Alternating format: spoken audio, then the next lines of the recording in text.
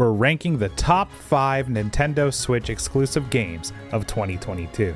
We're going to be sticking to AAA titles since that's the format we used for the 4 worst games, so consistency. It's not hard times to be a Nintendo fan right now, considering they're producing some of the best titles in the history of the console. This list was put together by our community as well as myself, and we stand behind it. Let's talk about the solace, the good, and the dread, the bad, behind each of the titles. I'm Solace, this is Solace and Dread. We produce reaction videos as well as analytical content primarily focused on Nintendo, Square Enix, and Capcom publications. We're also regularly live over on twitch.tv/Solace and Dread, and you can keep up with us on Twitter. Links for those down below.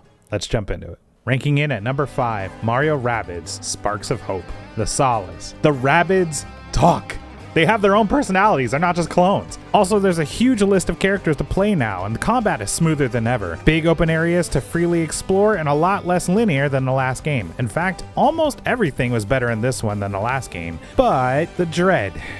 The game gets a little bit dry sometimes, and that's kind of the nature of tactical combat games like this one.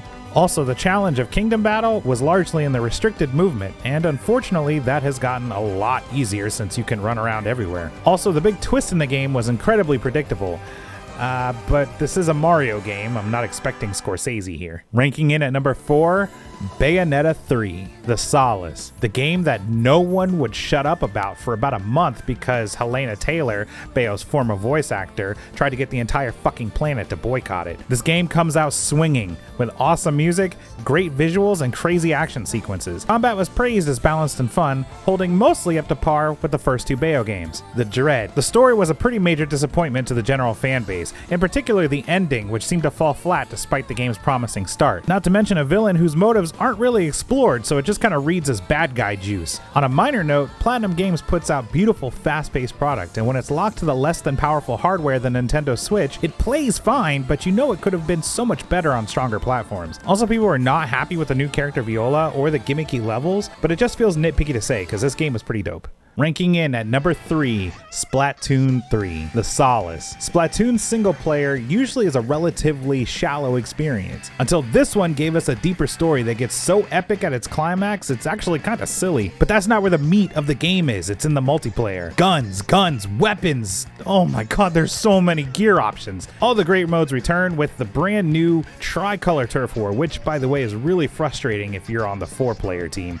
This game will keep you busy for weeks before it gets stale, with DLC on the horizon. The dread, though, there isn't quite enough enemy variety in the story, and the multiplayer feels like a more robust version of 2 without changing enough to the core gameplay. Also, launch week was a disaster. Trying to get into a game with solid connectivity was harder than getting Trump to admit the election wasn't stolen, but the errors eventually smoothed out. Great game, and great way to bring new players into the series. Ranking in at number 2, Xenoblade Chronicles 3, The Solace. Most of the fan base says that this game probably has the most emotional and powerful story of the entire trilogy, which was enhanced by the godly music of Yasunori Mitsuda, and he was robbed at the Game Awards. I don't care how many times I need to say it, but he was. Allowing all the party members on screen to battle simultaneously, on Switch hardware no less, was a nice touch too, and the combat is more refined than ever. The dread, though, unfortunately it comes down to optimization in Switch hardware, bringing frame rates to a crawl, particularly in the larger areas with more enemies around. Also, the UI seemed a little bit overbearing and complicated to a lot of people. Personally, I think that's a good thing, but I can see how it might be a little bit annoying to somebody who prefers simplicity. I imagine if you walked away from that game and then came back 6 months later, you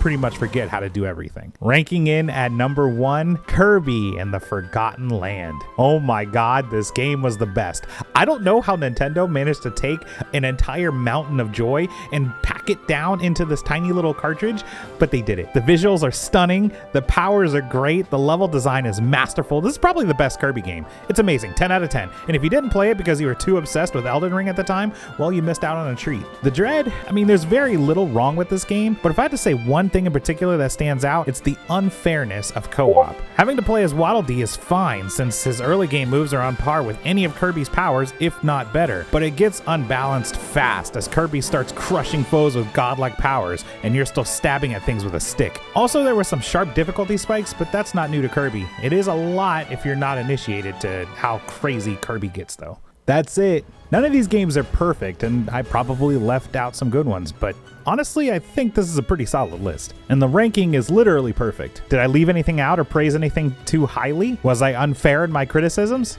Let me know. 2022 was a pretty solid year, and I kind of don't have anything crazy that I'm looking forward to on Nintendo except for Tears of the Kingdom coming out in May. I'm probably more excited for Tears of the Kingdom than I am all of these games in this list combined. We're probably going to talk about the most anticipated games for 2023 very soon here, but that's going to span across all platforms because I really don't have anything for Nintendo. Again, you can come check us out on twitch.tv/SolaceandDread, or you can keep up with everything we're doing over on Twitter, or pretty much any platform you consume content. You're probably going to find us there. Just look for Solace and Dread. You'll find us. That's it from me.